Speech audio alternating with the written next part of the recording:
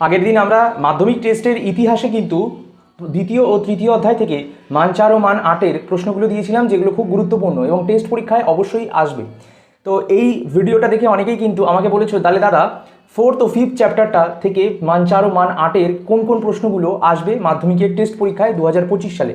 আজকের এই ভিডিওতে সেটা দেখাবো এবং ভিডিওটা প্রথম থেকে শেষ অবধি মনোযোগ সহকারে দেখবে এবং যে পিডিএফটা ভিডিওর মধ্যে দেখাবো সেখান থেকে দেখে খাতার মধ্যে কিন্তু টুকে নেবে এবং এখন থেকেই তোমরা কিন্তু এগুলোকে পড়বে। আর এই সাজেশনটি যারা যারা উত্তর সহ কিনতে চাও তারা কিন্তু নিচে দেওয়ার নাম্বারে আমাকে ফোন করতে পারো, আমি কিন্তু অবশ্যই তোমাদের সেখানে জবাব দিয়ে দেবো এবং ফোনে সমস্ত কিছু ডিটেলস বলে দেবো। প্রথমেই সাজেশনটি বলার আগে বলে দিই, বিনোদ স্যারকে অত্যন্ত ধন্যবাদ জানাই, যিনি কিন্তু একজন মহান শিক্ষক, খুব ভালো শিক্ষক।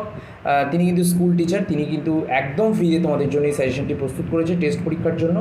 কিন্তু এর উত্তর তিনি বলেছেন যে যারা যারা কিনতে চায় তারা কিন্তু আমাদের সাথে যোগাযোগ করতে পারে। তারা তোমরা অবশ্যই স্ক্রিনে দেওয়া নাম্বারটা দেখে নিয়েছো, ওখানে কিন্তু ফোন করে হোয়াটসঅ্যাপ করে তোমরা কিন্তু যোগাযোগ করো।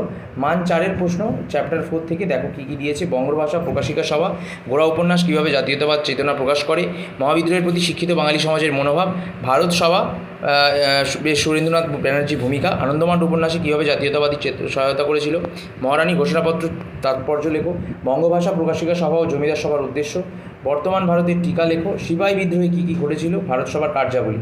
এবং মান 8-এ একটাই প্রশ্ন গুরুত্বপূর্ণ, মহাবিদ্রোহের চরিত্র, ঠিক আছে, বা প্রকৃতি।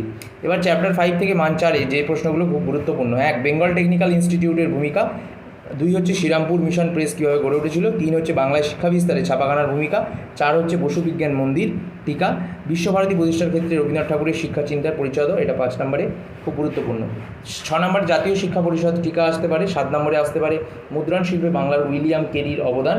আর মান 8-এ কিন্তু রবীন্দ্রনাথ ঠাকুরের শিক্ষা চিন্তা সম্পর্কে তোমাদের লিখতে দিতে পারে, অথবা কারিগরি শিক্ষার বিকাশে কী কী ঘটেছিল দিতে পারে। তো এইগুলো প্রশ্নগুলো করলে মোটামুটি তোমরা সমস্তটা কমন পেয়ে যাবে।